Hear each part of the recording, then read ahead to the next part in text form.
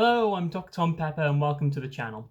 In this video we're going to be looking at Vaush and Ad Hominems, part of a series where I look at particular YouTubers, particularly political YouTubers or ones that use a lot of arguments, and use them to exemplify a particular kind of logical fallacy, and sometimes exemplify what can be good about arguments as well. The ad hominem fallacy is one I want to pick on first because it's quite a common fallacy, and also because it can be sort of doubly damaging to your argument. Not only is it a fallacy, and we'll explore why it always makes the argument fail in a moment, but also it annoys the person you're using it against. And if an argument is supposed to persuade someone that your position is true, annoying them isn't going to help do that, right? Then you're just in an informal argument where you're just yelling at each other and everyone ends up annoyed and upset and nobody actually learns anything or meets in the middle, so it's all kind of pointless, right? Vaush is generally very good at critical analysis and making arguments. You can see the debate breakdown I did with him and Tim Pool where I praise him quite a bit. But he does have this one recurring foible, which is that he relies on ad hominems, particularly on his own channel, less so when he's debating. So hopefully this video and the rest in the series can be instructive and we can start to raise the quality of argumentation and critical analysis on YouTube, which isn't as high as maybe it could be, I think.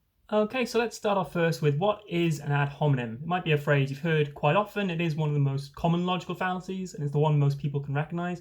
It's when you attack the person making an argument instead of the argument itself. So if I were to say, well, Boris Johnson may have said that, but he's a Tory, so it doesn't count.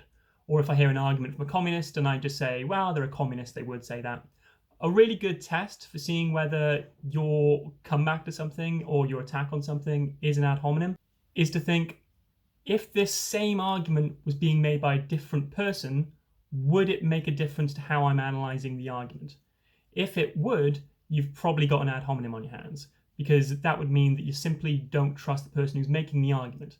But in pure logic, the focus should always be on the argument, because as we saw in the previous videos where I broke down premises and conclusions and that kind of thing, arguments have an internal logic all their own. So they are completely separate from the person making them, which means that a politician can make the same argument that a homeless person could do, or that some randomer on YouTube could do, and whoever's making the argument will be just as good. To clear up some confusion early on, there will be times when the person making the argument will affect how you interpret what they're saying, but that's just really in terms of truth claims and should never be about the logic of what they're saying. So if I hear an argument from Fox News, for example, that shows the Republicans in a positive light, I might think, well, they could be making some of that up or lying or whatever, right? But I don't dispute the logic of the argument simply because it comes from Fox News. That's, irrefutable. And the same for obviously left-wing sources. If CNN says something that shows Democrats in a good light, I might be more doubtful that what they're saying is true, but it doesn't make the argument a good one or a bad one. Again, you should just think, well, if someone else was telling me this, would it be any different, aside from any particular doubts you might have about the truth claims they're making? Of course, it is entirely right and proper that you doubt certain claims from certain sources because, regrettably, people do lie to make themselves or their teams look better. But you do want to be wary then of bubbling. You don't want to get into a situation where you think, well, I only believe truth claims that come from the sources that I like, and I don't believe truth claims that come from sources I don't like. Because then you'll only ever believe propaganda that comes from your side, and you'll never change your opinion, right? Because you're already on their side. So always keep an open mind. Try to take all advice you can, though do obviously be aware that people lie. On to Vaush then. This might be seen as slightly unfair to pick on him in this way. He doesn't make logical arguments. I mean, there are logical arguments in his videos, but his videos aren't produced to put forward a logical argument. As he himself has said in many videos, especially in an election year, he is there to drum up support for a particular ideology or party in the election year. He isn't primarily concerned with the logical consistency of his arguments. That does play a role. But he also, he has other concerns like making jokes and being entertaining, so he'll insult people. It's not like he's just purely focused on being logically consistent. So I'm sure a lot of these things I'd say a defender of Vaush might just say, well, yeah, he insulted them in that case, but what do you expect him to do? He has to include jokes and things.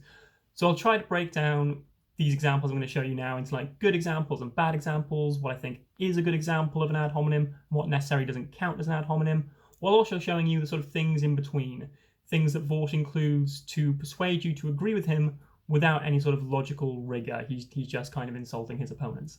If you disagree with any of my classifications, please do leave a comment. If you think I've missed an ad hominem or that I'm deciding something is an ad hominem when it really isn't, let me know in the comments below and we can have a discussion about it. So I want to start with what I think is the most obvious example of Vaush relying on an ad hominem, which is when he's dissecting a rant from Tim Pool. I swear this channel won't be entirely about Vaush and Tim Pool.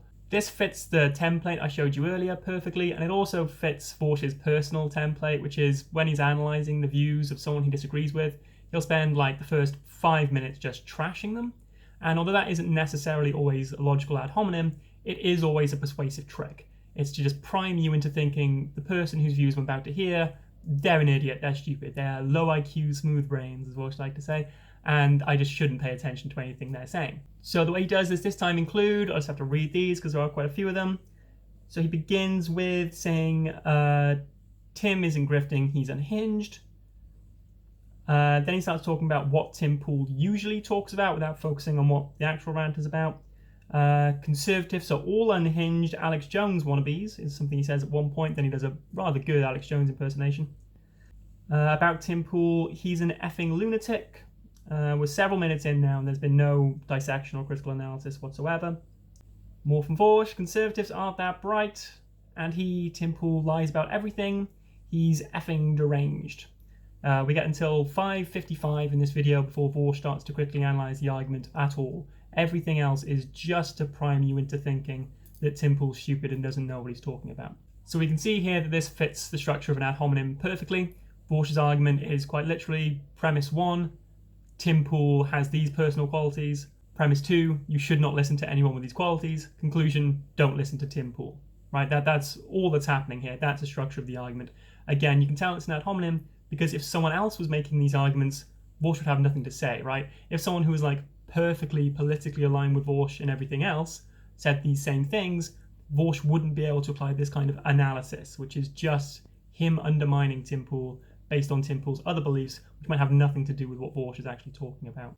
The second example then is a really interesting one. Vaush is talking about Candace Owens, who I guess you'd call a Republican outrider. I don't think she has any political power, though I could be wrong there.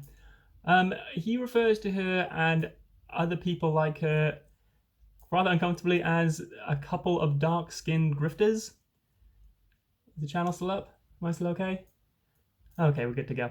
Ignoring the really obviously problematic part of that, we'll just focus on the term grifter, because I really like it. Vaush uses it a lot, and he also uses the term bad faith actor, which is equally interesting to me. These terms are like just crystallized ad hominem. They're only ever used, especially bad faith actor, because grifter kind of means like they're just making these arguments for money, but bad faith actor is just like, oh, they're just making these arguments for some reason that doesn't have anything to do with truth. So it's just a way of just like ad homining them entirely, like their entire catalogue of thought is just thrown out because they're doing it for money or something. Another slightly uncomfortable example comes from when he was analysing Kanye West on Joe Rogan, when Kanye West was still going to run for president. I have no idea how that worked out, actually. So in this one, Vaush brings up the fact that Kanye West has mental illness. He's been diagnosed with bipolar disorder, and Vaush brings that up quite explicitly as a reason why you shouldn't take what he's saying seriously. He actually at one point says that the answers are motivated by mental illness, which is, again, just classic ad hom. You're just saying the motivations are what matter here, not what's being said. When in reality, there's either a logic to what Kanye's saying, or there isn't. It doesn't matter if he has bipolar disorder. People with bipolar disorder can make perfectly good arguments. There's no reason they shouldn't. So this is really pernicious of Vaush to do this. Because that's not just saying don't listen to Kanye, that seems to be saying don't listen to anyone with bipolar disorder, which is obviously a terrible thing to say. Should point out, obviously Vaush doesn't say that explicitly, but it does seem to be implied. By the way, he relies quite heavily on this in the first few minutes of the video, again, before he starts doing any proper critical analysis. Worth noting one particular example here, Kanye talks about God sending him inspiration in the shower, and that made him run for president. Vaush actually misquotes that as a bolt of lightning hit him in the shower to make it seem more extreme and more religious fanatic-y. And Vaush openly says that the statement from Kanye is disqualifying, i.e. quite clearly that Kanye is motivated by religion means you shouldn't listen to what he's saying and that he can't run for president. So it's twofold here. Kanye is 1, mentally ill, and 2, deeply religious, both of which Vaush thinks means you can't listen to anything he says. So another fairly clear ad hominem here. One example of not ad hominem I like to make, because I saw this and at first I thought, ooh, that's a good example, but then I thought, ooh, no, actually that's not a concrete example. It's from a video where Vaush analyzes a particular argument that, as the title implies, comes from low IQ conservatives. So he says that he's heard this argument from tankies, neo-Nazis, anti-woke, stupid poll types, neoconservatives, all the people that Vaush dislikes, basically, and that you, his audience, should dislike as well. Wanted to bring this up because it's not actually an ad hominem. It is just old-fashioned run-of-the-mill slander. He's just having a go at them. So his argument here doesn't rely on that, since he's not explicitly saying, don't listen to this person because of who they are. It's definitely a persuasive trick. He's trying to associate the argument with bad people, or people he thinks are bad people, but it's not strictly an ad hominem here, so he did avoid that trap. One other non-example, but it is illuminating, is when Vaush is analysing the debate between Joe Biden and Donald Trump, I think the second debate. So Trump says, I don't want stimulus to go to crime-ridden Democrat cities, and Vaush interprets that as, let me just read the quote exactly, he's saying that he doesn't want stimulus going to black people, if you couldn't read between the lines. So this isn't an ad hominem, but it's what you would call a straw man, I guess, since Trump has presented one argument, and then Vaush has just ignored it and supplanted his own argument. It's something Vaush does a lot as well. It's kind of related to an ad hominem, since he'll only do that because he thinks Trump is a racist.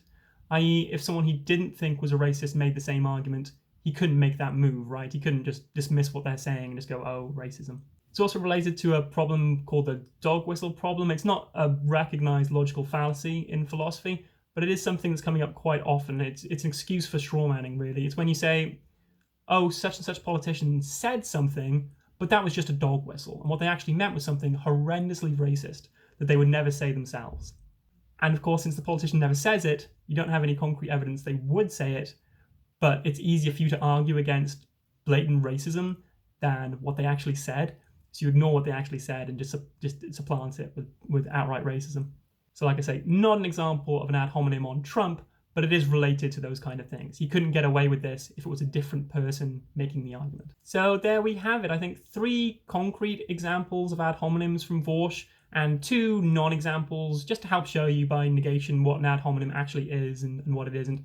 Like I said, the 2 non-examples were still problematic, but not strictly ad hominems. I want to reiterate again, Vaush has many fine qualities as a debater and analyst. I'll leave links to all his videos below. If you want a view on what, like the hard left and sort of the older economic left rather than the progressive social left, Vaush is an excellent window on that. He works very hard, produces a lot of content, and is always worth listening to. Even if you disagree with everything he says, it's always a good idea to listen to people you disagree with. But hopefully this has helped raise the quality of YouTube debate. That's what I'm here for.